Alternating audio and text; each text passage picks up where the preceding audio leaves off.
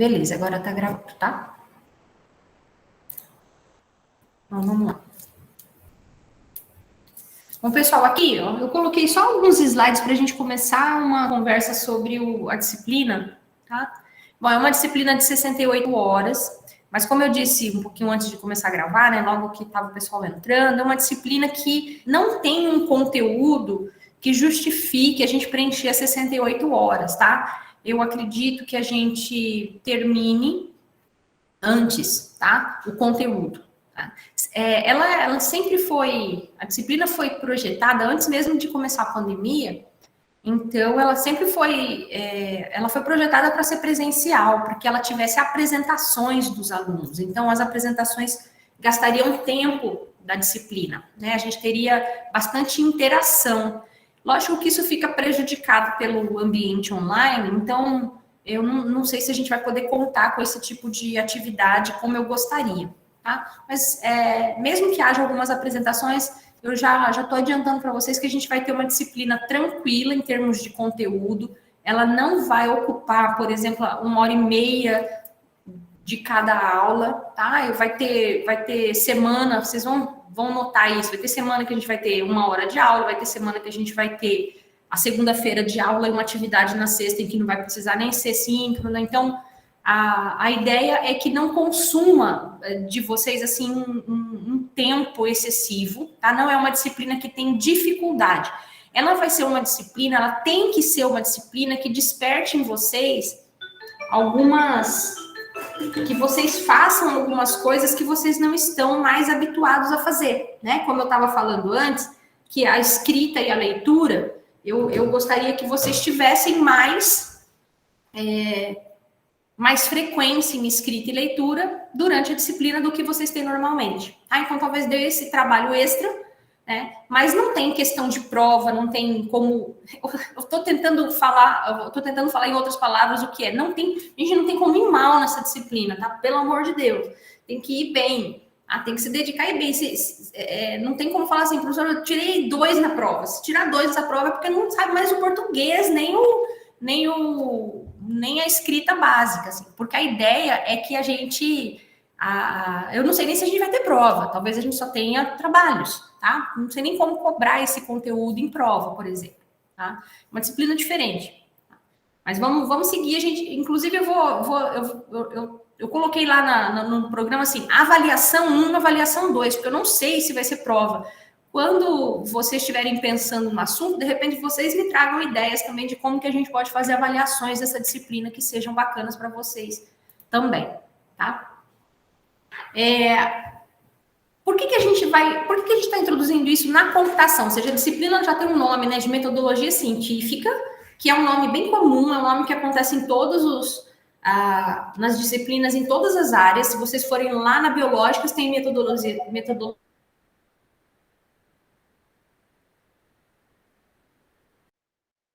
Continua ligando.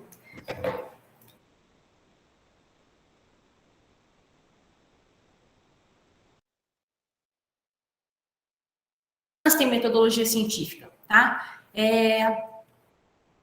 Travou para vocês? O Otávio disse que está travando aqui para ele. Tá. Voltou? Beleza. É a internet mesmo. Beleza. Joinha.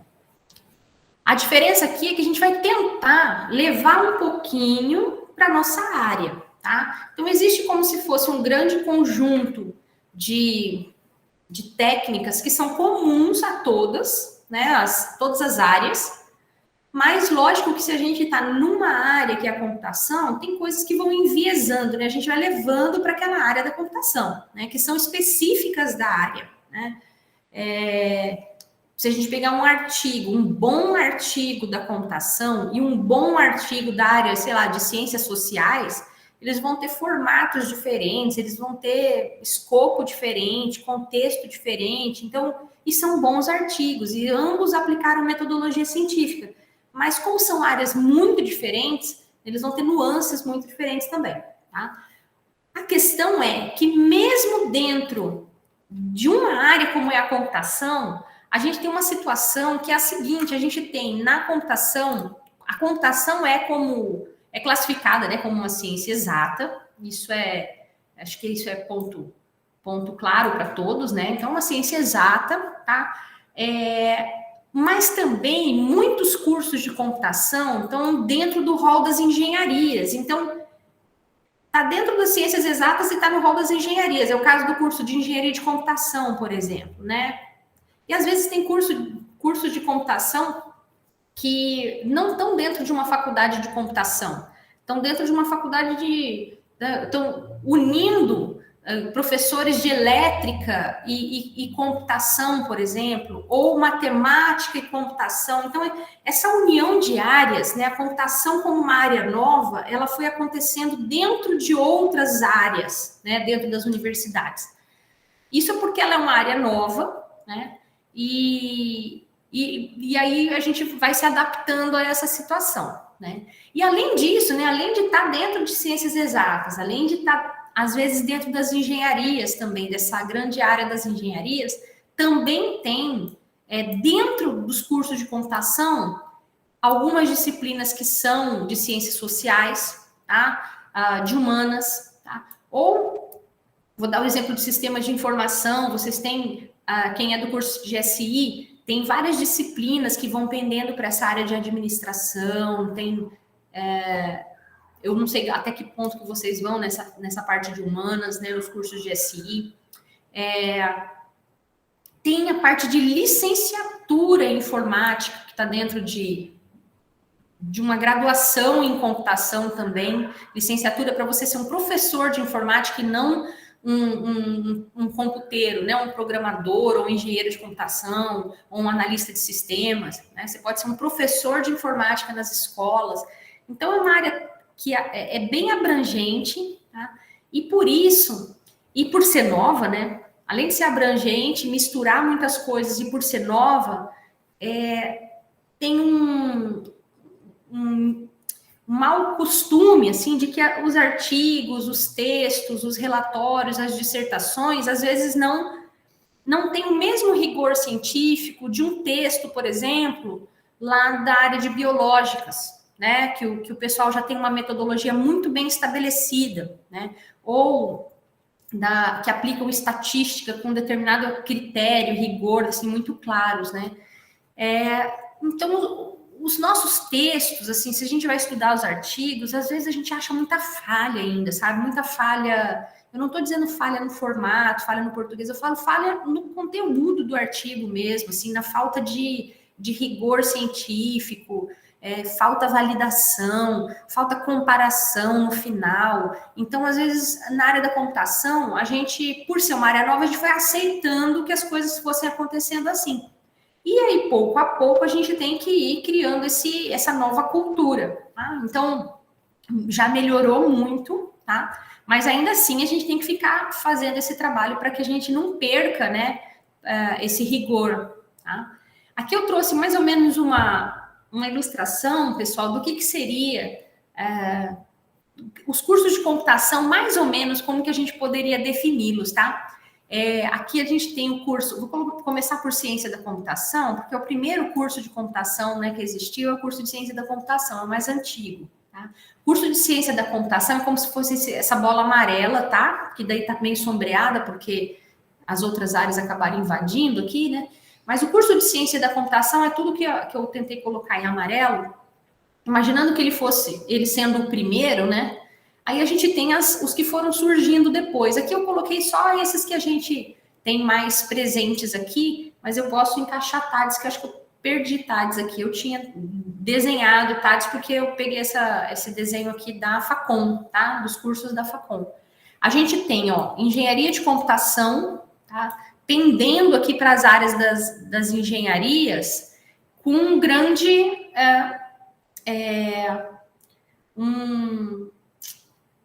uma grande intersecção aqui com a ciência da computação, tá? Isso vocês notam no curso aí, né? Tem todo um núcleo aqui de ciência da computação e engenharia de computação que são comuns, tá? Esse núcleo engloba ali toda a parte de programação, a parte de teoria, né? Tipo FTC, linguagens formais e autômatos, depois projeto e análise de algoritmos. Chega num determinado ponto ali que quem é da engenharia vai para a eletrônica, migra para a área de microcontroladores, eletrônica, controle, análise de sinais e sistemas, né? CI, né? Aquela parte de engenharia industrial e tal. E quem é de ciência segue com foco ali na área de teoria e no caso do curso de ciência mesmo, só o pessoal vai fazendo optativas, né, para poder escolher ali sub-áreas que tenha mais interesse. Tá?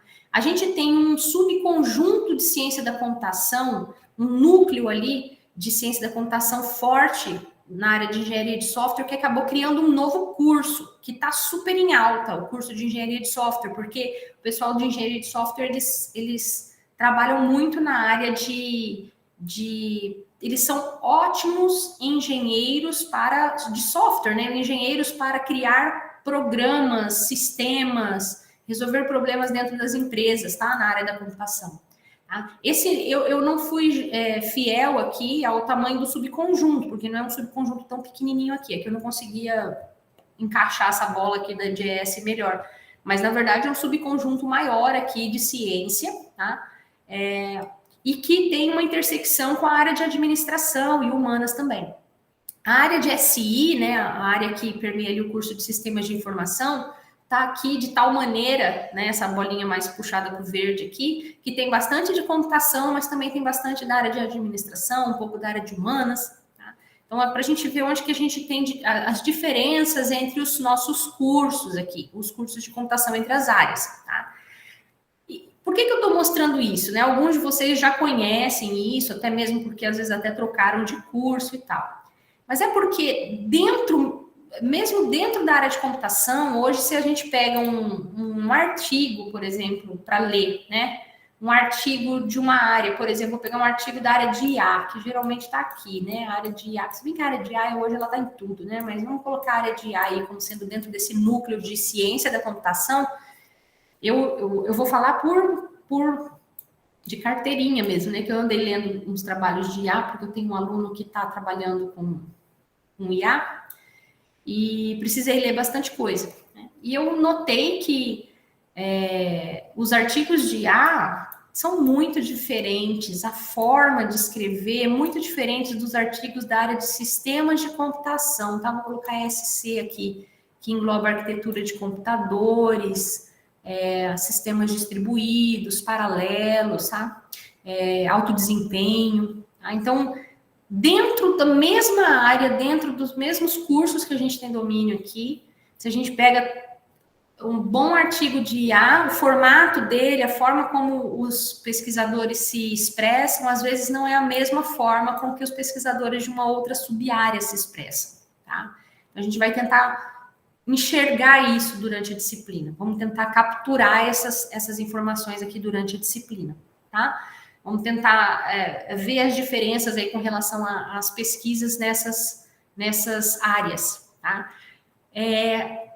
Esse formulário, esse formezinho que eu pedi para vocês responderem para mim, que está no AVA, é exatamente porque eu quero, né, ver como que essa disciplina tá. Se a gente tem mais alunos de C, se a gente tem mais alunos de ciência, se a gente tem mais alunos de SI, né? Se a gente tem alunos muito iniciantes ou alunos que já estão no final do curso, se a gente tem alunos que estão escrevendo TCC, que seria o ideal, sabe?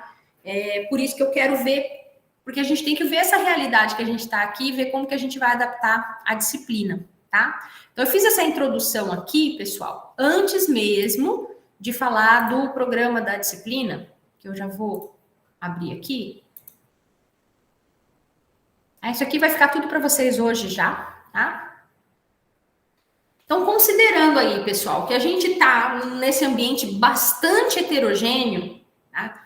O que eu gostaria que a gente conseguisse alcançar, tá? Nessa disciplina. Eu quero conseguir conduzir discussões a respeito do processo científico para a produção do conhecimento. Tá?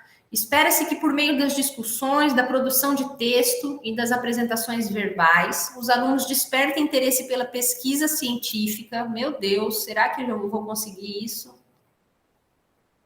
e possam aplicar os conhecimentos adquiridos na realização dos trabalhos de conclusão de curso, pesquisas de iniciação científica, produção de artigos, já familiarizados com a linguagem e o rigor científico, tá? Nossa, seria o meu sonho, sabe? Se vocês terminarem a disciplina e falar assim, professor, até que eu gostei desse negócio de fazer pesquisa. Talvez eu tire do último lugar da minha lista ser um pesquisador. Porque hoje em dia é difícil a gente ver quem quer ser pesquisador. Aí, ó, o Gustavo quer. Eu escutei da minha filha essa semana, mãe, a única coisa que eu consigo me enxergar fazendo depois de formada, né? Ela tá para formar agora também em outra área, é ser professora. Falei, nossa, que legal, né? Não consegui levar ela para a área de computação, nem tentei, na verdade, né? Mas nem que eu tivesse tentado também, não era a praia dela. Mas não foi para a área da computação, mas vai talvez siga a carreira acadêmica, né? Eu já fico feliz. Né? Esse é o plano C da Gustavo. Legal, tem o A e o B, né, Gustavo, para votar. De qualquer forma, você tá certinho, Gustavo, faz a disciplina, porque pelo menos se você cair no plano C, você não cai de paraquedas, você já vai entender um pouquinho melhor onde você tá pisando, onde você tá amarrando seu burro, né? Que mais, pessoal? E quem mais que já pensou, pelo menos, no assunto? Eu não tô dizendo ser professor, tá, pessoal? Porque tem pesquisador dentro de empresas. As grandes empresas contratam doutores. Vocês pensam que quem programa esse monte de IA que a gente está vendo hoje na Amazon, no Google, no Face, em todos esses lugares, vocês pensam que são desenvolvedores recém-formados? Não são. Quem está por trás dessas coisas são pesquisadores. Né? Quando eu estava fazendo meu doutorado, tinha 3, 4 colegas comigo no mesmo laboratório que eram de sistemas de computação, ninguém era, não era nem na área de desenvolvimento de software em si, né? Na área de arquitetura, numa área um pouquinho mais voltada para Harvard, lá no Unicamp, e um foi para Facebook, o outro IBM, o outro Intel, e o outro Google. Os meus colegas foram todos trabalhar em empresas, eles todos saíram do doutorado para ir trabalhar em grandes empresas. Então, e vão ser pesquisadores em grandes empresas. Pesquisador não quer dizer que o cara vai ficar estudando, né, o tempo todo. Ele vai estudar, ele vai implementar, ele vai propor, ele vai coordenar a equipe, né? Mas ele tem, a cabeça voltada para inovação, para pesquisa, para ideias. Ele não é o cara que executa a ideia de outras pessoas, ele é o cara que tem as ideias, que propõe ideias novas, sabe? Então, pesquisador não quer dizer dar aula, tá? Pesquisador quer dizer tem interesse por inovar, por tentar coisas novas, tem curiosidades, tem vontade de estudar, continuar estudando, tá? Propondo conhecimento, sei lá, ser o cara que vai abrindo a porteira ali dos conhecimentos naquela área, tá? Então, talvez eu tenha tirado a ideia de ser professor, né? E aí agora mais alguns tenham interesse. O Caio tem até para dar aula mesmo. Beleza, Caio, melhor ainda, porque precisa de professores e bons professores, né? Ótimo, né? Não sei, o Gustavo, quais seriam os seus planos aí bem, então, Gustavo? Fala pra gente aqui. Fora você ficar rico, tá? Não pode ser nenhum desses, tá? Tem que ser mais específico aí, o que você vai fazer para ficar rico. Tem ideias aí? Você é empresário? Então não conta os detalhes não, porque senão falo que para ter sucesso a gente tem que esconder um pouquinho até dar certo. Mas é na área empresarial. Vocês vão abrir algum negócio, alguma coisa assim. É só você falar do que digitar. Legal. Tá vendo? Eu vou puxando, daí a pouco aparece até o microfone. É que esse plano A, na verdade, ele é algo fora da faculdade que deu certo na pandemia. Então, ele acabou sendo uma prioridade para mim até então. Porque esse meu amigo a gente começou ano passado e até agora estamos aí, funcionando com 100k de seguidores aí, aproximadamente. Legal. Muito bom. Aí o B é terminar a faculdade, arranjar um emprego nessa área, e o C agora seria na área de pesquisa. Ótimo. Excelente. Excelente. Falta bastante para formar? Não, né, Gustavo? Já está no... Finalmente, né? Quem sabe, né? Meu planejamento é 2023 terminar. Legal. Depois você vai ganhar aí mais alguns seguidores aí. Legal. Então, eu espero, pessoal, que para aqueles que se interessam, nem que seja vagamente, por pesquisa, que vocês pelo menos entendam um pouquinho melhor, né, como que funciona o caminho para a gente adquirir algum conhecimento na ciência, ainda mais que ciência virou uma palavra que agora na pandemia ficou banalizada, né? Todo mundo fala tanto de ciência, mas, gente, mesma ciência que demonstra A é a mesma ciência que demonstra B. A gente está vendo isso o tempo todo, sabe? Eu vou dar ideia coisas da pandemia, assim. A ciência demonstrou que tal remédio funciona e a ciência demonstrou que tal remédio não funciona. Que ciência é essa que demonstra duas coisas diferentes? Que coisa esquisita é essa, sabe? Então, a ciência, ao mesmo tempo que ela nunca teve tão falada, sabe? Tão falada, ela também nunca teve tão banalizada, porque a gente está vendo, assim, resultados... Todo mundo fala assim, não, mas eu li num artigo. E daí que você leu num artigo? Qualquer pessoa escreve um artigo. Será que esse artigo presta? Sabe? Hoje a gente lê de tudo na internet, né? E mesmo artigo, a gente viu nessa pandemia artigos de grandes revistas científicas, de grandes canais, né, de divulgação de conhecimento e tal, colocando como, talvez pelo desespero, pelo tempo, pelo apuro, né, de se colocar muitas notícias no ar sobre Covid e tal, colocaram pesquisas que não tinham sido revisadas adequadamente, né, sobre determinadas situações de Covid que causaram muito transtorno, né, porque você faz uma pesquisa mal feita, que dá resultados que você não pode confiar. E aí uma grande revista ou, né, um meio de divulgação que até então era confiável, coloca isso como uma verdade, causa muita confusão, muita briga, muita confusão, né? Então tá muito difícil, é o que o Gustavo falou, foi até difícil pesquisar para entender por cima o que estava acontecendo, porque a gente precisa ter uma noção da área, né? E a gente não tem uma noção da pesquisa científica na área lá de, sei lá, de medicamentos, por exemplo, para poder julgar, né? Então a gente precisa que outros façam, mas é muito difícil, né? Mas que pelo menos na área de computação a gente consiga pegar determinados artigos, isso eu espero que seja logo, né? Que a gente escolha determinados artigos e vocês mesmos me tragam e a gente olha e fala assim, olha, vamos ter uma análise crítica sobre ele. E não interessa que ele foi publicado, sei lá, pela ACM, pela Springer, sei lá. A gente olha e fala, bom, se ele foi publicado, deve ser bom, né? Tudo bem, mas vamos dar o benefício ali do nome da revista, do meio de publicação e tal.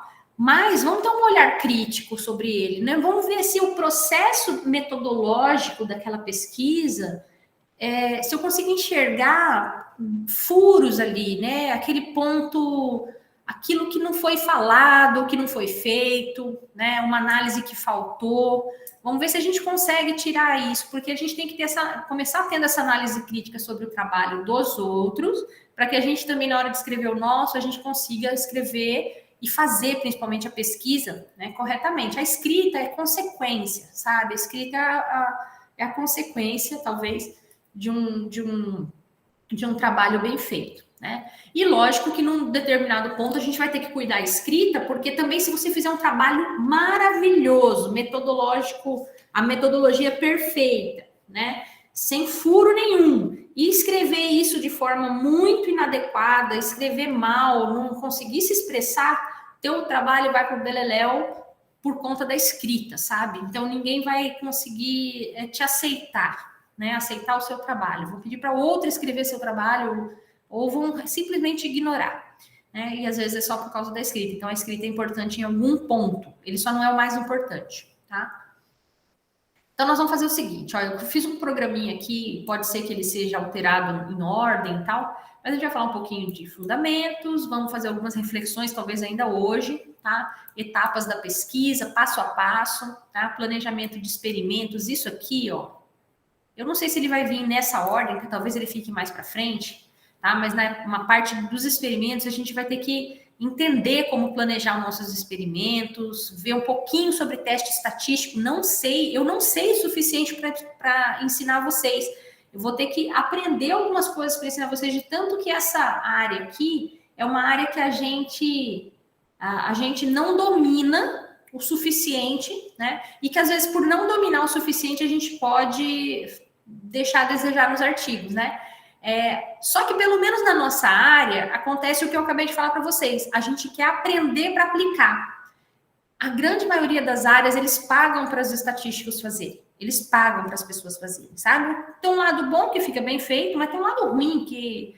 eu tenho amigos da área de enfermagem, meu marido é médico, eles não estão nem aí para aprender essas coisas, sabe? Não, paga para um estatístico, ele faz.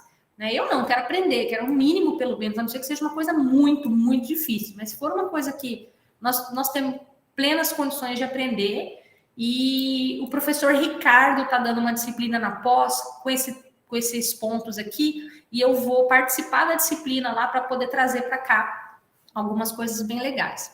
Tá?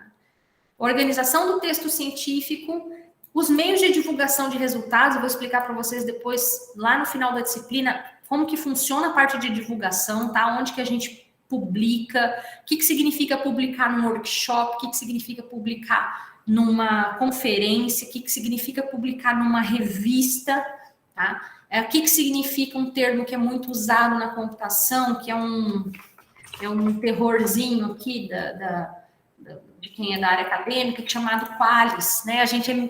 Os trabalhos científicos no Brasil são classificados de acordo com esse QALYS, né? Que é um termo de qualidade, sabe? Das conferências, das revistas, a gente vai entender um pouquinho sobre isso, e também vai ver que isso só se aplica ao Brasil, então também a gente que quer publicar fora, a gente não está muito ligando assim também para o QALYS, né? Só o problema é que a hora que os nossos cursos são avaliados, às vezes a avaliação vai com relação ao QALYS, e aí a gente tem que estar meio que adequado a eles, né? Mas na computação a gente publica junto com os chineses, pessoal. A gente não pode pensar em publicar aqui com os brasileiros, não. A gente publica... a gente está querendo brigar lá com os chineses, com os americanos, com os franceses, né? A gente quer que a nossa pesquisa entre nesse nível, sabe? Então, os meios de divulgação que a gente está olhando são meios de divulgação de conferências internacionais, de revistas internacionais, tá? Isso quando vocês estiverem no mestrado, talvez na graduação não. Alguns poucos conseguem na graduação, não são muitos, tá? Num trabalho de TCC, às vezes até consegue, mas no mestrado e no doutorado a gente já mira, né? Vai mirando ali um trabalho científico publicado numa conferência ou revista de nome internacional, tá? E a ética que vai permear todas as outras etapas aqui, que a gente vai estar sempre tocando nesse ponto, tá? O que significa a ética? Tem 1 milhão de nuances aqui de ética, né? Mas o mesmo trabalho não pode ser publicado em 2 lugares, sabe? Coisas básicas assim, tá? Eu não posso pegar o meu trabalho de mestrado, publicá-lo numa conferência A e depois numa conferência B, né? Alguém vai me prender se eu fizer? Não. Alguém vai bloquear, né? Vai lá e negar a minha submissão? Não. Depende da minha ética, né? Se for publicado, depois alguém, né, notar que estava duplicado e tal, pode ficar bem chato, né? Fica chato para o pesquisador, né? E raramente pode acontecer até mesmo de ser negado por conta dessa falta de ética, né? Nas pesquisas importantes, né? De meios de divulgação importantes, tá? Se forem workshops pequenos, isso não importa tanto, mas se forem conferências importantes, pelo menos esse ponto da ética aqui tem que ser seguido, tá? E vários outros que são importantíssimos aqui durante o processo, eu vou colocando com vocês, tá? Então, esse é o nosso programa, tá? Eu nem queria colocar essas avaliações, mas a gente é obrigada a pôr, tá? Avaliações. Então, eu vou dar um jeito da gente ter uma avaliação 1, que pode ser questionários lá no AVA, sei lá, atividades que a gente vai propondo, tá? Formar uma avaliação 2, vou fazer uma média aritmética disso aqui e uma média final que leva em consideração essas 2 avaliações principais E se a gente tiver alguns estudos de caso, pequenos trabalhinhos durante, e a gente vai ter, tá? Pequenos trabalhinhos durante o semestre, né? Eu faço depois uma média aritmética desses trabalhos, e isso vai ter um peso no final, tá bom? Um peso 25, enquanto essas duas avaliações principais ali, com data marcada, né? Com data e hora e meio de entrega bem estabelecidos, né? Esse vai valer mais. Esse aqui é o planejamento da disciplina. Essas avaliações podem ser só trabalhos também, tá, pessoal? Mas a gente vai definindo isso no decorrer do período aí, da aula. Também vou deixar para vocês essa bibliografia. Esse primeiro aqui, pessoal, eu comprei ele como livro mesmo.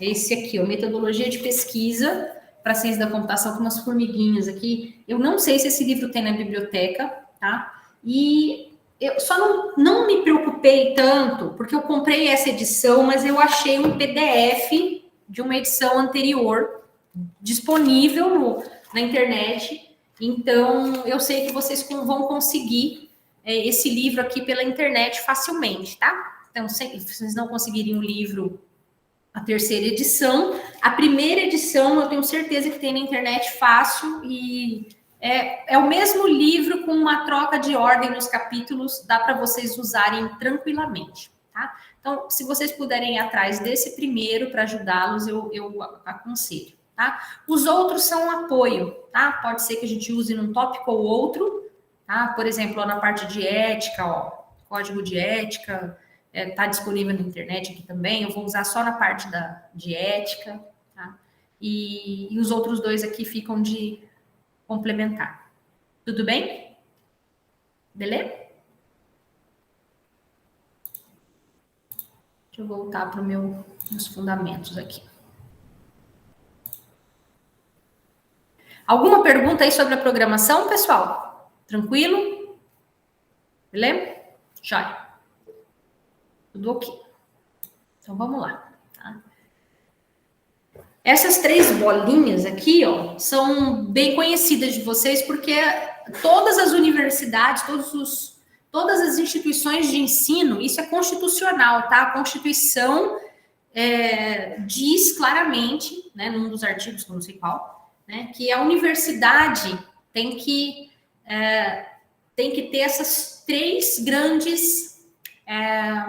eu não sei se a gente pode dizer 3 grandes áreas, né? Ou tem que atuar, né, nessas 3 grandes áreas, tá? Que é ensino, pesquisa e extensão, tá? Então, toda instituição de ensino, né, vocês conhecem e têm muito acesso à parte de ensino, porque vocês, na graduação, né, vocês assistem muitas aulas, vocês têm muitas atividades na área de ensino, mas todo professor de vocês, né, de uma universidade pública e, no caso da federal, todo professor tem que fazer pesquisa, tá?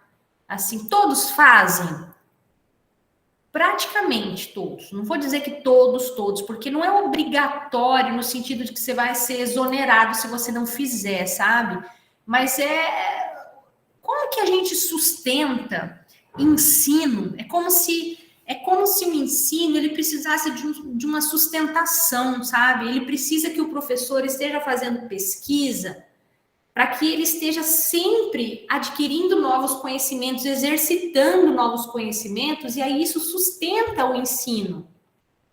Vocês já tiveram, espero que não, mas eu acho que vocês já tiveram experiência com professores, principalmente aqueles mais velhos. Vocês já tiveram professores, o pessoal de engenharia de computação, eu tenho certeza absoluta que sim, porque eles têm muitas aulas em outras unidades, tá? Sabe aqueles professores mais antigos que parece que eles vêm dar aula para a gente com um papelzinho que é a mesma nota de aula que ele usava em 1987, sabe? Vocês já tiveram essa sensação que aquele professor não faz nada além daquilo? Né, que nem mesmo preparar novas aulas ele tem motivação mais?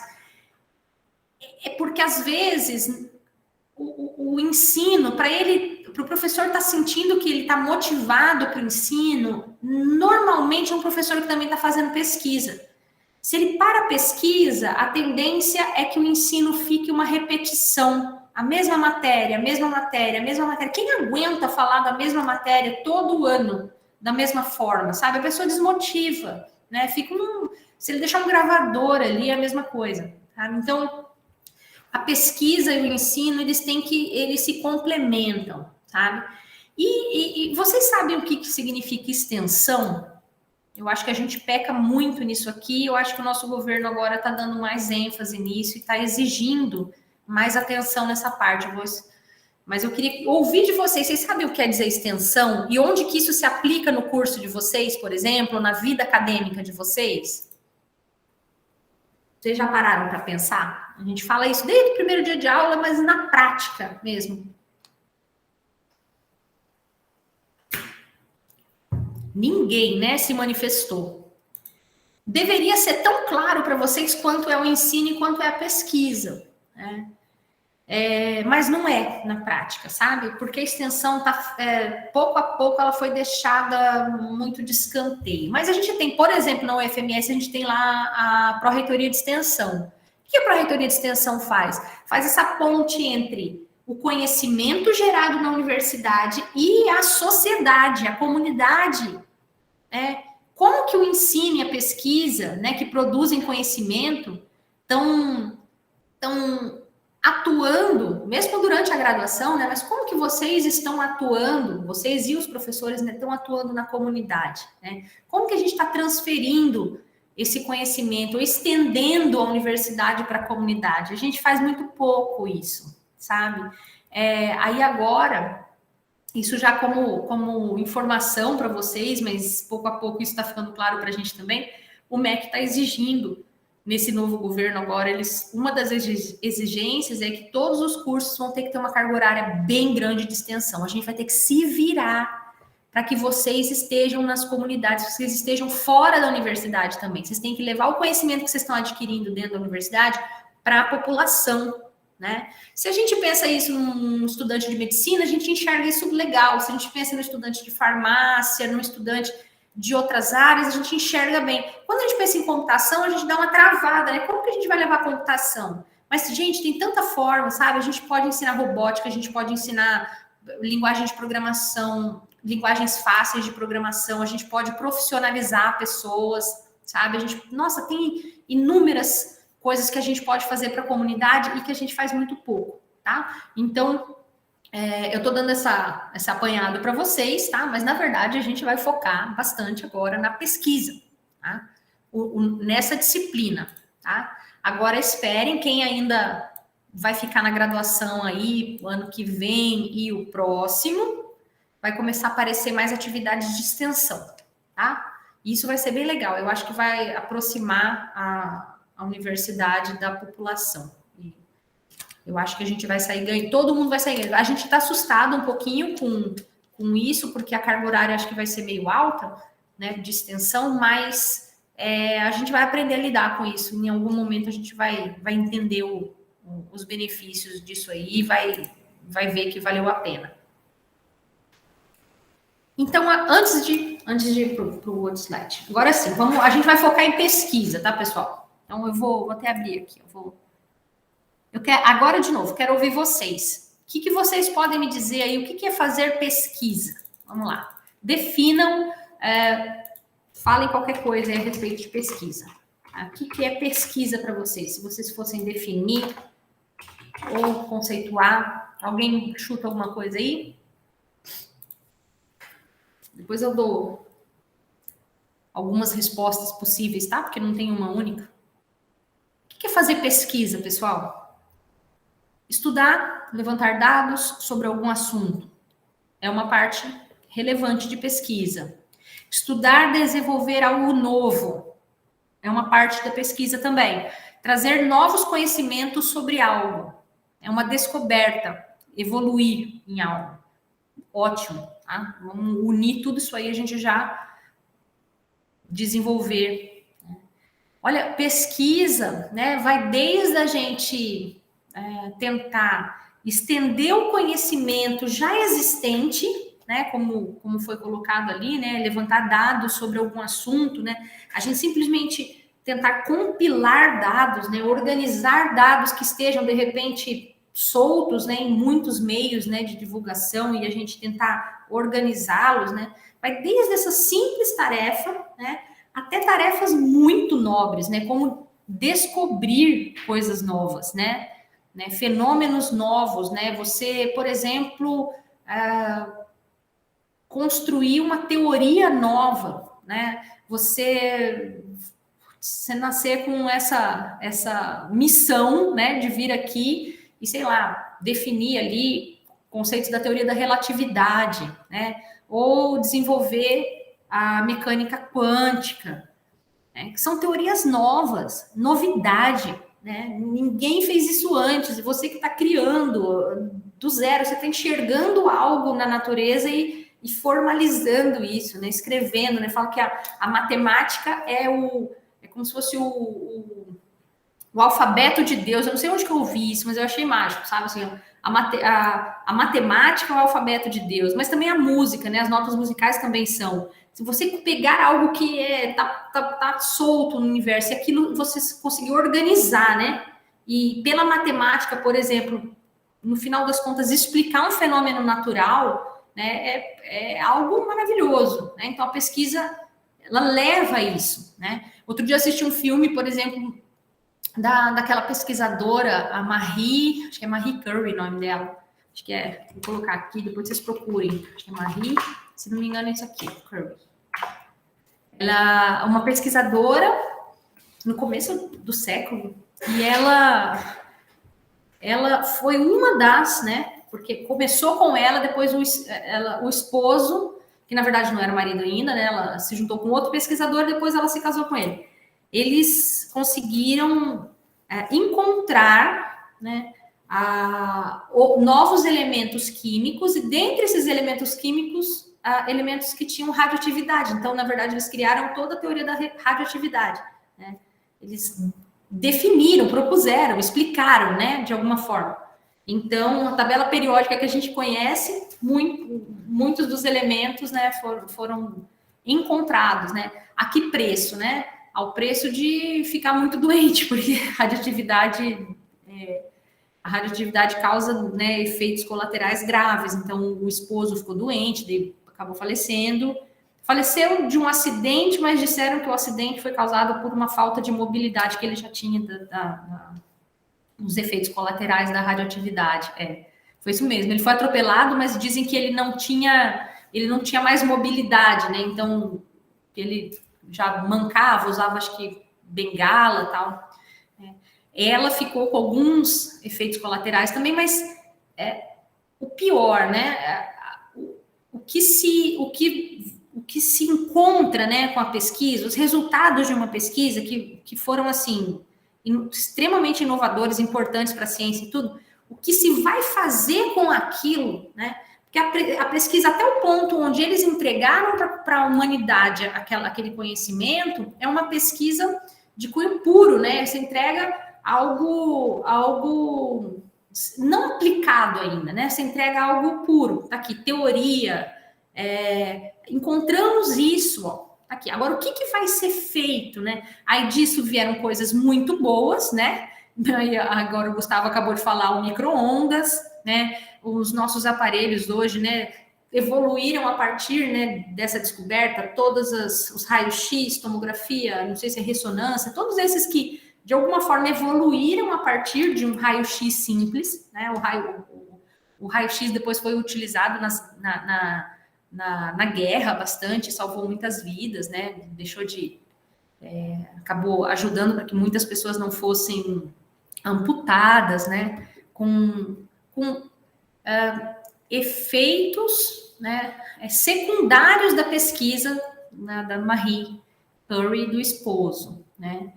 E só que também a bomba atômica, né? Então, do mesmo jeito que pode ser feitas maravilhas, né? Você não sabe a finalidade que vai ser dada depois, né? Então, tem esses pontos aí. E esse filme, né? Ele mostra um pouco disso, né?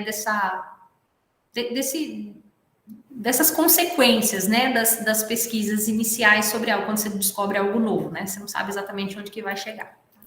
Mas tudo isso que vocês falaram tá perfeito, sabe? Você estudar, levantar dados, aí você desenvolver algo novo. Às vezes você desenvolve algo novo e às vezes você só desenvolve algo melhor do que o que já tem. Já tá bom demais, né? Às vezes você evolui algo, né? Que é melhorar algo que já existe, além de descobrir, né? Então as definições de vocês foram excelentes. Tá? No final das contas, o que a gente está querendo dizer? Que é um processo, a pesquisa tem que ser um processo para que se adquira conhecimento no final. Tem que ser um processo bem definido que permita com que os resultados finais sejam considerados dignos, né? Significantes, significativos, reais, né?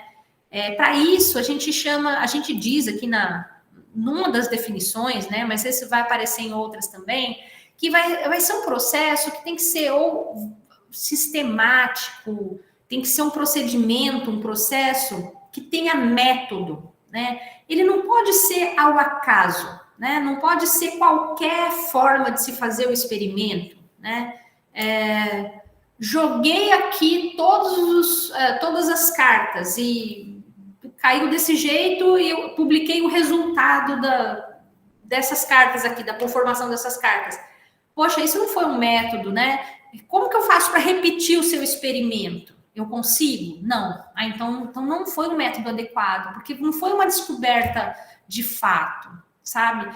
Então, assim, tem que ser um processo sistemático, tem que ser um processo com um método bem definido, para que outras pessoas possam não só confiar nas respostas que a sua pesquisa conseguiu fornecer, como também replicar a sua pesquisa, porque de nada adianta se só você conseguir os resultados, sabe? Não é uma pesquisa bem aceita se só você conseguir os resultados, né? Se você publicar algo e que você nem ensina o seu método, não vai ser publicado em lugar. Se você quiser publicar algo que você não ensina o método, não tem aceitação, tem que ter um método, tá?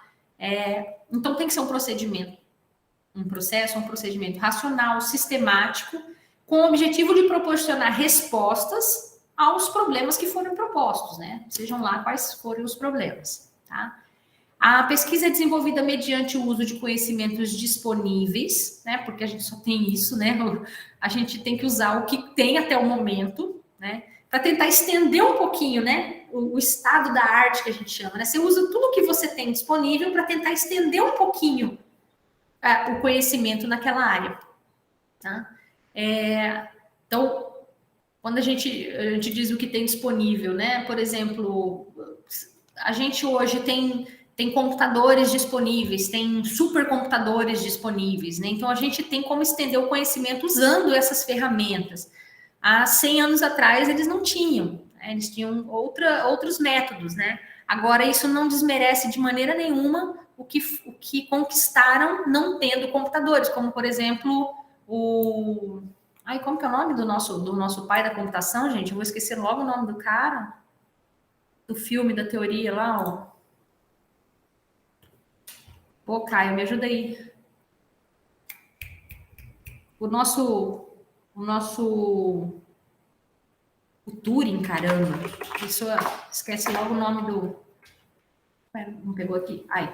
Alan Turing. Desculpa, se alguém tinha colocado aqui, o meu chat não tinha rodado. O Alan Turing. O pai da computação da Facom, pode ser. Eu estava eu estava pensando tipo um pouquinho mais para trás, né?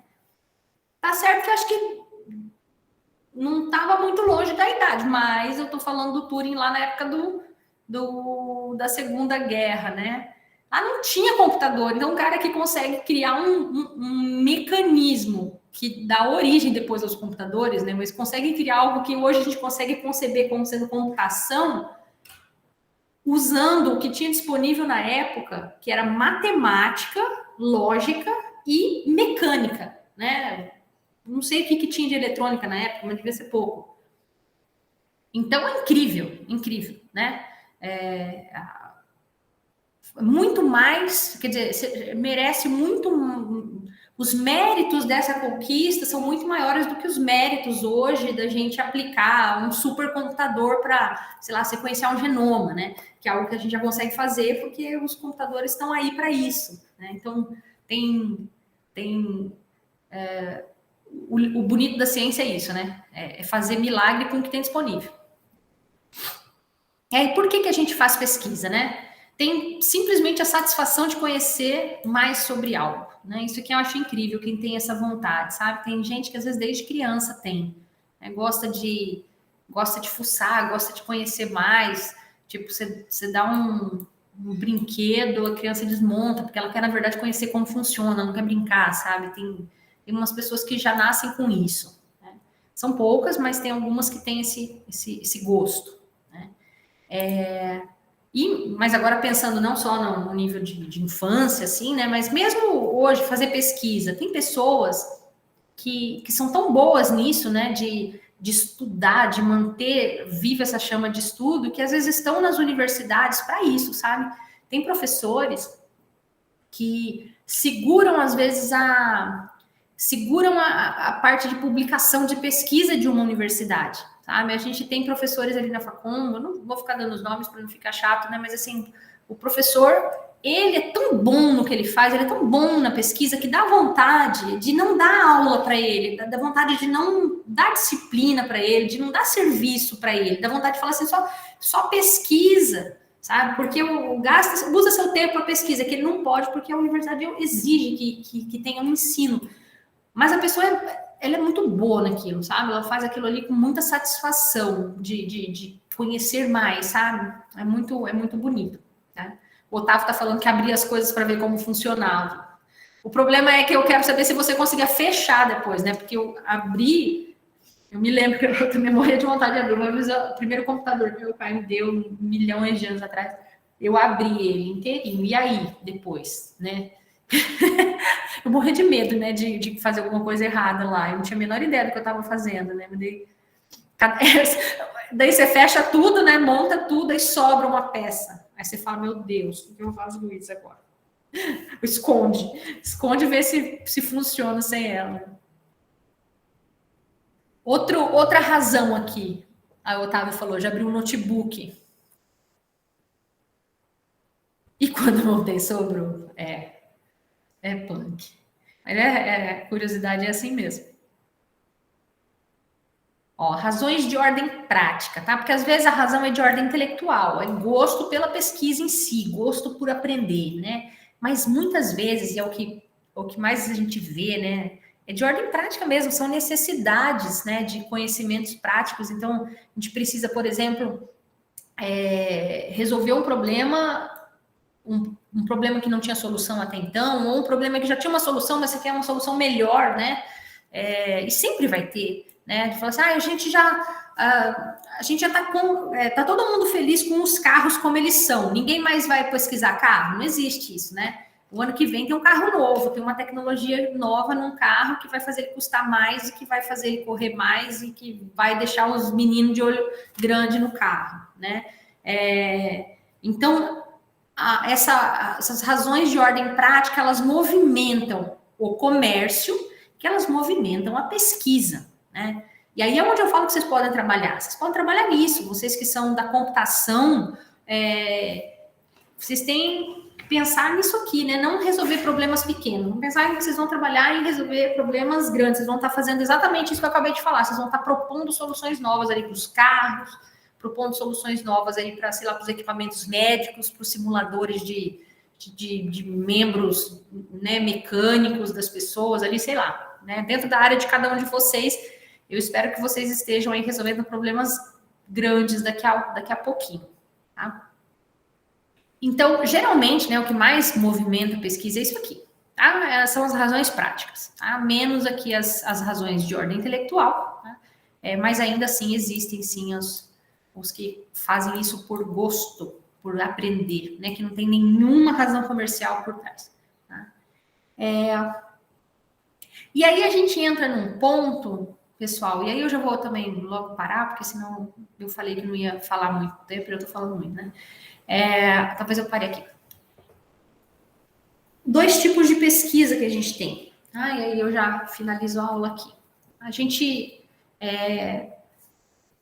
diz que existem pesquisas puras e pesquisas aplicadas, tá? Tem muito a ver, tá, pessoal? Tem a ver, mas não tem uma relação exata aqui com as razões, tá? Mas tem uma certa relação de pesquisa pura e pesquisa aplicada, né? Pelo menos a pesquisa aplicada aqui com aquela questão de ter problemas práticos, né, para serem resolvidos. Então vem uma pesquisa já com um objetivo claro, né, de solucionar um problema que é muito claro, tem uma demanda, né, mercadológica, tecnológica, científica, uma demanda, tá? E aí vem a pesquisa para poder solucionar aquilo, tá? Mas existe a pesquisa pura, tá? Que é lindíssima, lindíssima, lindíssima. Na computação é um pouco mais difícil, tá? Porque a computação é uma ciência, ela não é tanto, ela é uma ciência meio de campo, né? Ela é mais usada como ferramenta para solucionar problemas, né? Então a gente está muito mais na pesquisa aplicada, porque a gente usa a computação como meio para solucionar problemas, né?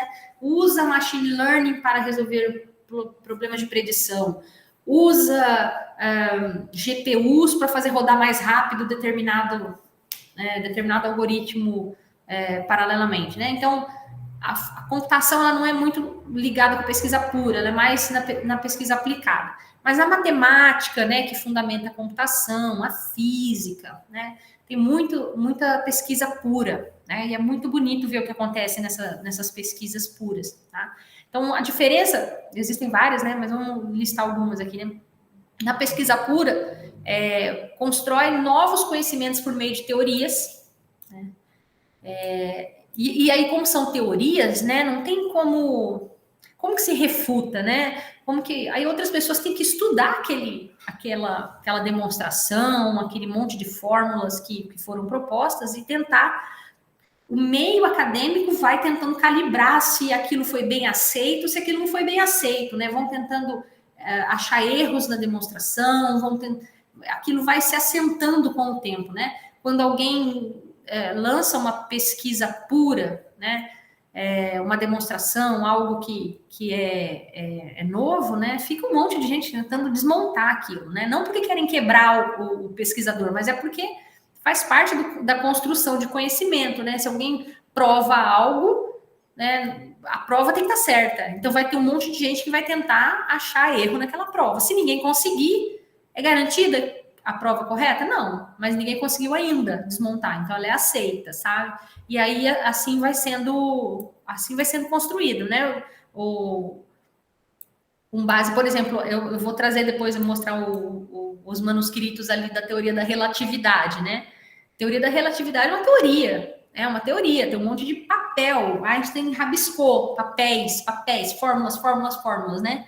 Até hoje, isso é aceito, e dessa teoria surgiram várias outras, né? Muitas outras, né? Mas é algo que não tem como se ter certeza, né? Se aceita, né? E segue o baile. Amplia a teoria existente ou cria uma teoria nova, né? Não precisa solucionar um problema real, um problema social, pelo menos não de imediato, mas provavelmente vai servir para tal finalidade no futuro, né? Então a teoria da relatividade não serviu para nada, pelo amor de Deus, né? Ela não serviu para nada na hora que ela estava no papel, mas depois, de imediato, ela não serviu para nada, não resolveu nenhum problema, né? No dia seguinte, ela começou a resolver muitos problemas, porque muita pesquisa foi encaminhada em função daquilo, né? Muita coisa acontece hoje na tecnologia, né? Quase tudo que a gente conhece hoje acontece porque aceita-se a teoria da relatividade e mais um monte de coisas que ela traz depois dela. Esse tipo de pesquisa geralmente começa com um porquê a respeito de algo que se percebe, né? Então, são pessoas que perguntam o porquê das coisas, né? Elas não estão tão interessadas em como, elas estão interessadas no porquê, né? Então, elas refletem por que a natureza se demonstra ser dessa forma, né? E aí isso gera pesquisa. Tá? Quando a gente fala de pesquisa aplicada, né, traz novas ideias por meio da aplicação prática. Né? Então, não é que ela não vai trazer novidades, vai trazer um monte de novidades. Tá? Mas as novidades que ela vai trazendo tem um objetivo prático no final. Tá? Então, ela traz um monte de ideias, às vezes traz novas teorias, traz novos paradigmas, traz um monte de novidade, mas tem um foco prático no final. Tá? Cria sempre um processo, cria um produto, uma ferramenta, um algoritmo. Sempre tem algo palpável, sabe, no final. Encontra a solução para um problema concreto. Quando a gente diz problema concreto, não quer dizer um problema do mundo real. Às vezes é um problema... Deixa eu ver se eu dou um exemplo para vocês aqui. Demonstrar, ou sei lá, achar uma solução eficiente, aproximada para um problema que é difícil na computação, computacionalmente difícil. Tá? É teórico isso, mas tem uma finalidade prática, tá? Porque por trás disso, depois que você achar uma solução eficiente, você resolve um monte de problemas de forma eficiente, sabe? Então, você não está desenvolvendo nenhuma teoria, você está tentando achar uma solução. Você vai rodar isso em GPU, você vai rodar isso num cluster, você vai rodar isso na nuvem, você vai dar um jeito de fazer funcionar mais rápido, com heurísticas, algoritmos aproximados, mas o seu foco é prático. Tá? Esse tipo de pesquisa geralmente começa com um como, né? Como que eu resolvo aquele problema? Né? Não é mais o porquê, é um como. Tá? Então, assim, na computação, a gente trabalha muito mais nessa frente aplicada, tá? Mas, olha, eu trouxe aqui uma que, lendo hoje, eu achei esse aqui, ó. Que toda a base teórica da mecânica quântica, ela surgiu... Não vou falar que ela surgiu por acaso, gente, é um pecado falar isso, né? Mas ela surgiu em decorrência, né, de uma pesquisa aplicada.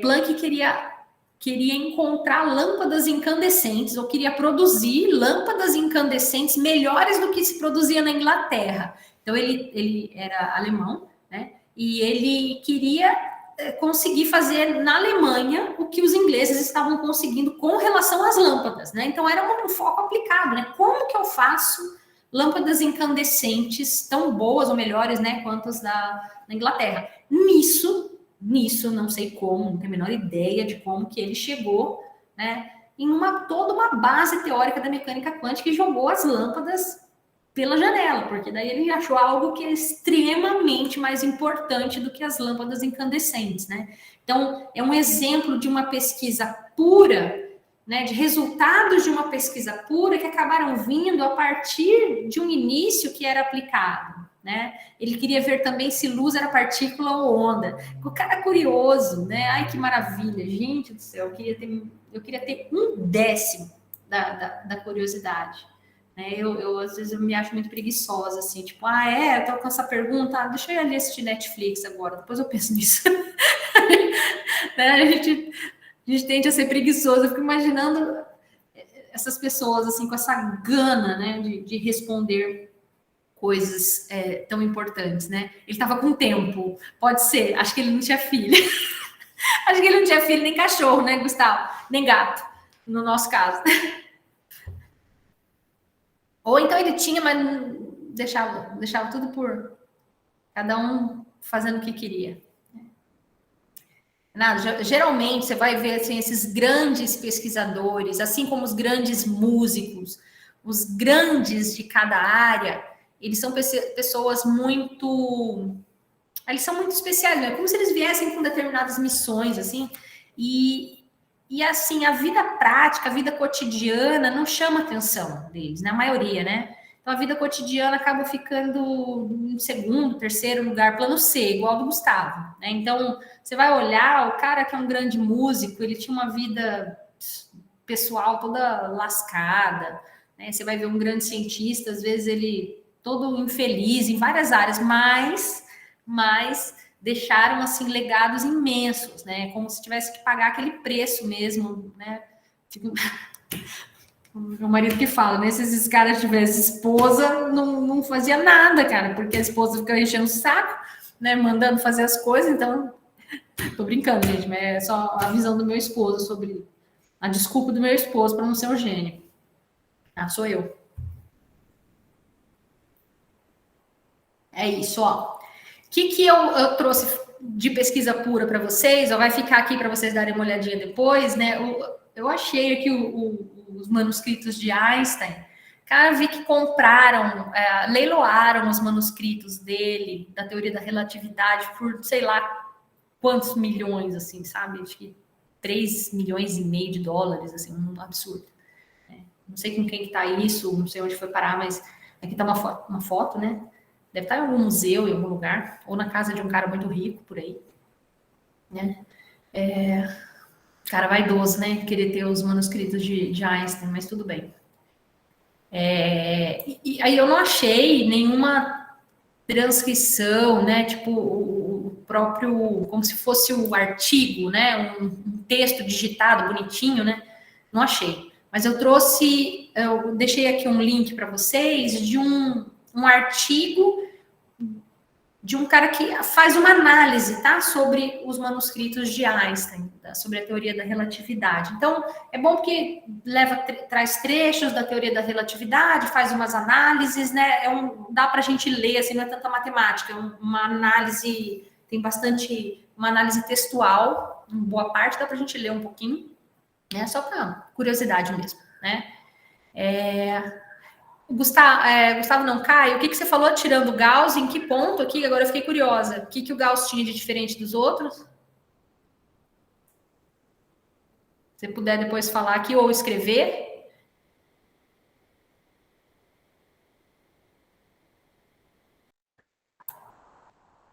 O único matemático que morreu feliz. Esse é o cara. Ótimo. Tinha esposa? Pois pesquisa. Princesa? Não, alguma coisa tem que estar errada. Procura direito, Caio. Procura direito que alguma coisa tem que estar errada na vida dele. Ele tinha mau hálito, chulé. Dá uma pesquisada direito aí. Que ninguém pode ser tão feliz assim, não. Não é justo com a gente, com pobres mortais. Um outro exemplo aqui, pessoal. Aí esse eu peguei da Nature agora, assim, peguei meio que aleatório, tá? Mas dei uma lida no artigo rapidão, assim, só para entender se era realmente aplicada. Aí, ó, cara, a esposa morreu cedo, tá entendendo, né? Vendo? Cada um faz as suas conclusões aí. Terminou rico, né? Se tivesse a esposa até o final, talvez não tivesse tão rico. Tô acabando com as esposas, gente. Ó, esse aqui, pessoal, é uma análise que identifica, tá? Algumas situações lá que fazem com que... É uma análise genômica, tá? Que identifica algumas situações lá no genoma, né? Algumas... Não sei como que eu posso traduzir, se pode ser variantes aqui, o que significa... que podem predizer a data da menopausa na mulher. Então, bem aplicado, né? Esse aqui tinha uma pergunta no início, né? Você imagina assim, um cara falando assim, será que, ou melhor, como eu posso predizer, né, a menopausa da minha mulher? Ou então, como que eu posso predizer a menopausa das mulheres usando uma análise genômica, né? Então, tinha um como, né? Tinha um como por trás aqui, tá? E lá no Einstein, né, na teoria da relatividade, tinha um como, né? Tinha um porquê que as coisas funcionam assim como elas estão aparecendo para mim, né? Por que elas funcionam assim? Então, são dois casos, né, que a gente consegue enxergar bem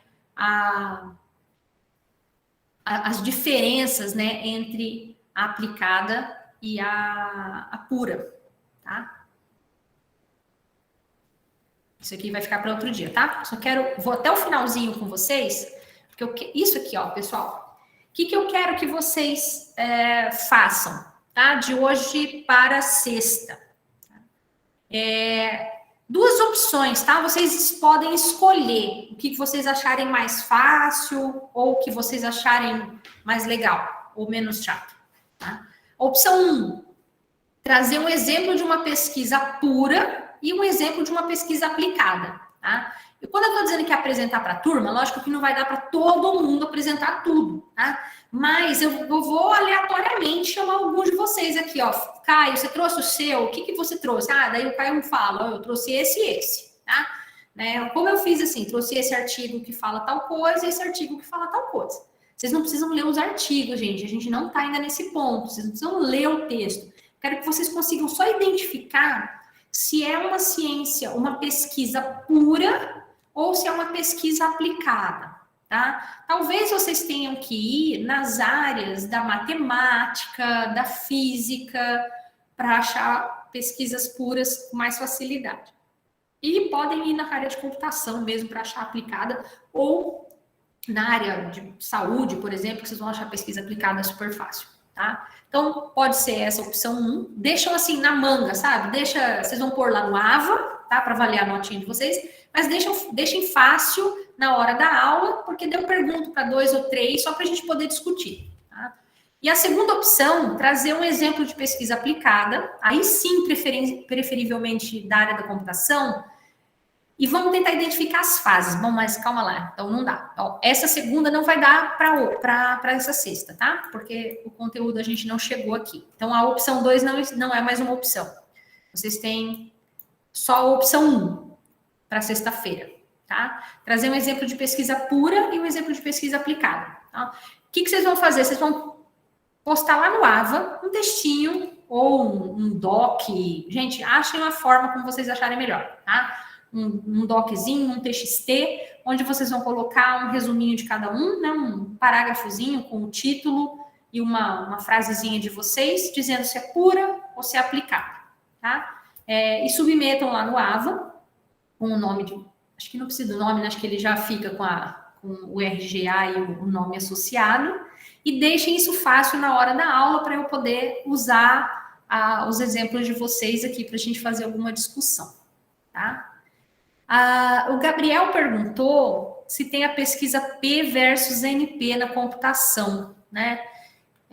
Tem aberta ainda até hoje e vai continuar, né? Pelo jeito. Todos conhecem esse problema? P versus NP, né? Ou não? Tem gente que conhece, talvez quem já fez análise de algoritmos, né? Talvez já tenha. Podem usar esse exemplo aí. Se bem que eu não sei se casa bem aqui, porque é confuso, né? O que é o P versus NP? Vou explicar bem rapidinho, tá? P é o conjunto, P é um conjunto de problemas, tá? Então, tentem abstrair aí como uma teoria, né? Imagine que a gente tem, seja P, né? Conjunto de todos os problemas que tem solução polinomial. O que seria solução polinomial, tá? Solução polinomial para a gente é uma solução computacionalmente fácil, tá?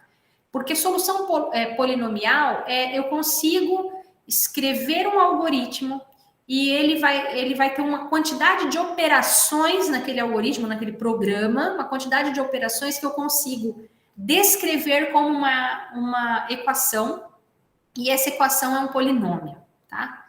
Então, todos os problemas que têm uma solução de tempo polinomial estariam dentro do conjunto P, tá?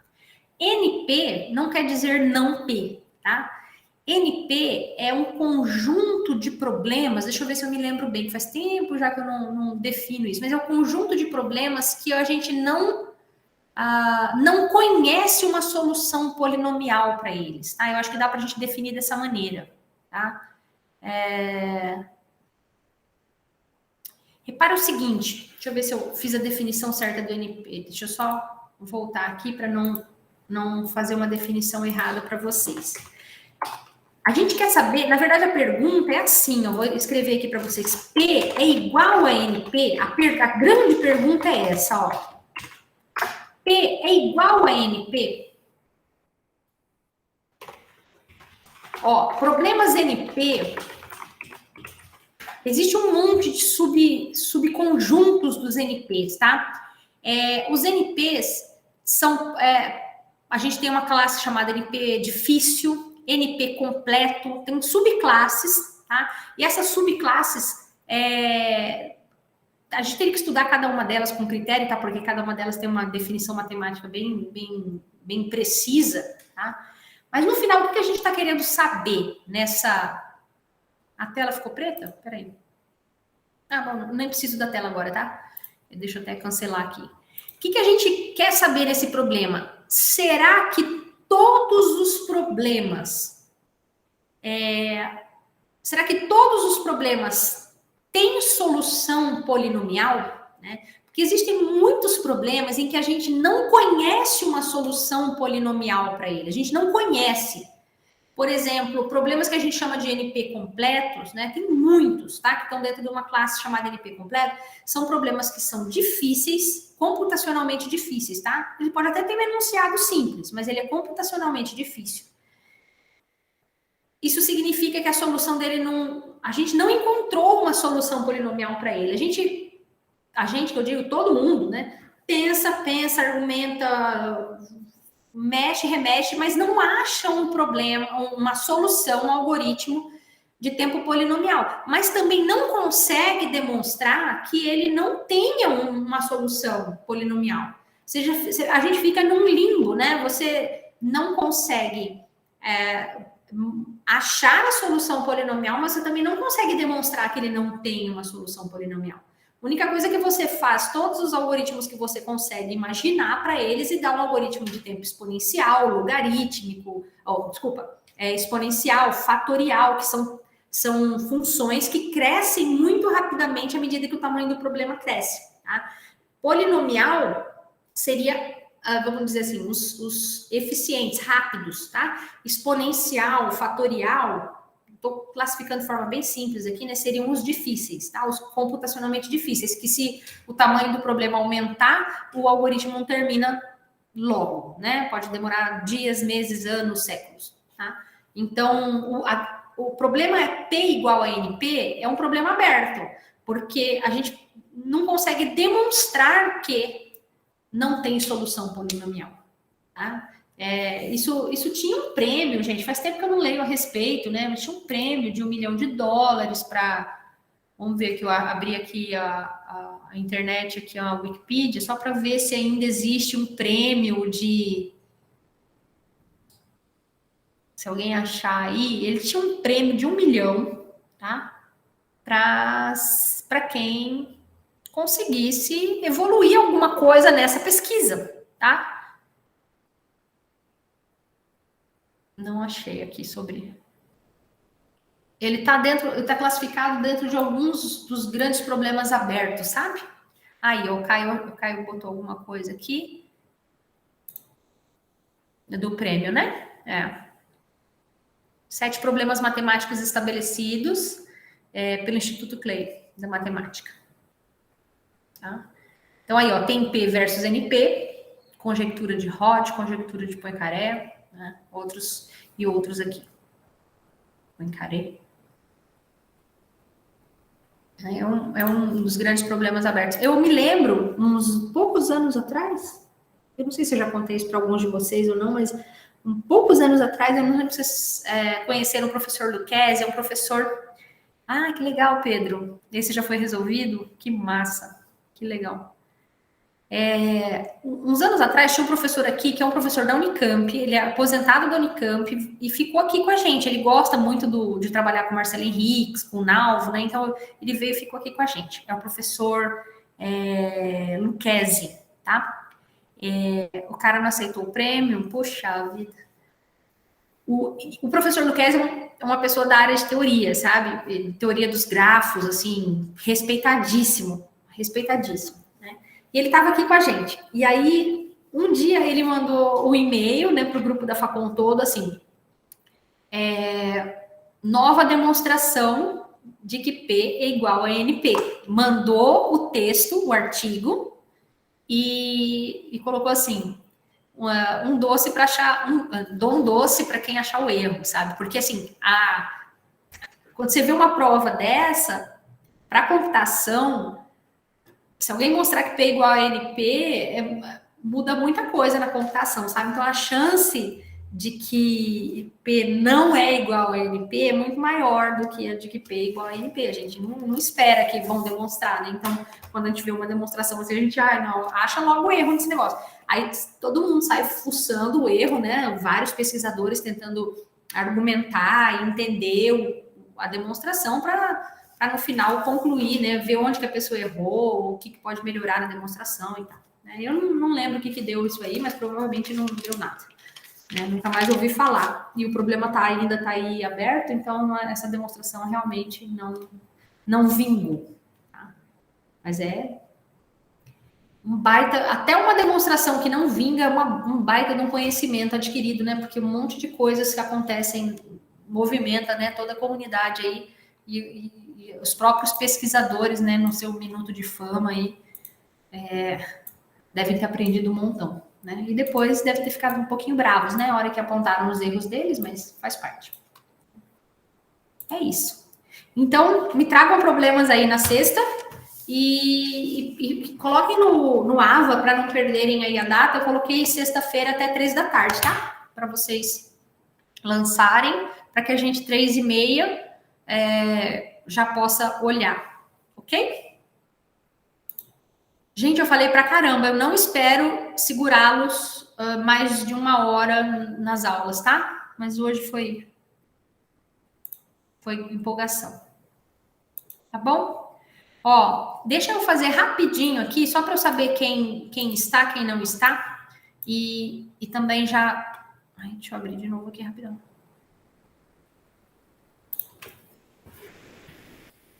Aproveitar aqui e fazer... vocês podem responder no próprio chat, tá? Eu fazia assim com a minha turma, dava certo.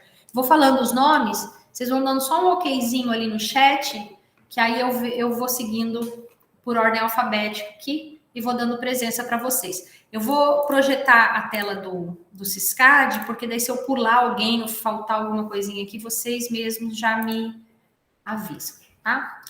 André Fernandes... Bruno. Ok. Caio. Cássia. Denison. A Cássia tá aí? Tá. Eduardo. Fernanda. Gabriel. Gregório. Guilherme. O Gabriel está. O Guilherme está. Beleza. O Gustavo. Gustavo Reis. Henrique. Juliano. Júlio César. Leonardo. Leonardo Felipe. Lucas Mendes. Luiz. Luiz José. Marcos Venício.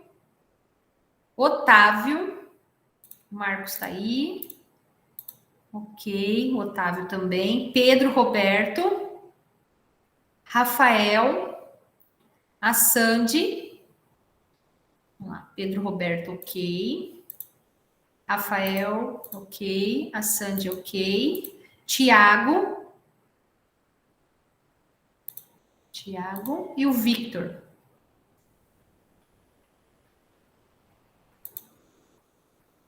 Ah, tá. Beleza, Victor. Já...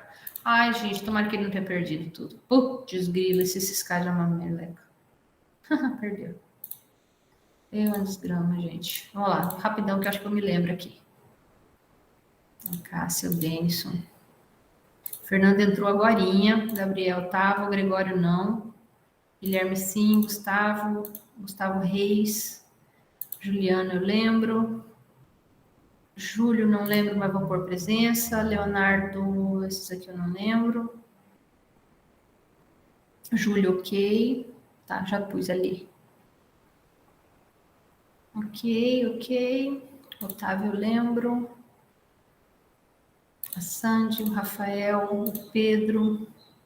Acho que todos aqui estavam. Vê se nesse miolinho aqui eu esqueci alguém. Leonardo Felipe, aqui. O André Fernandes está aí? Que eu não lembro o primeiro lá da lista.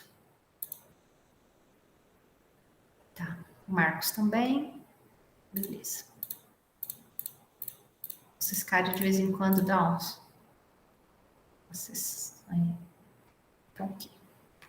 Beleza, então. Pessoal, estão liberados, tá? Quem ficou aqui com presença errada pode ficar aqui, só me avisar que eu já corrijo. Os demais estão liberados.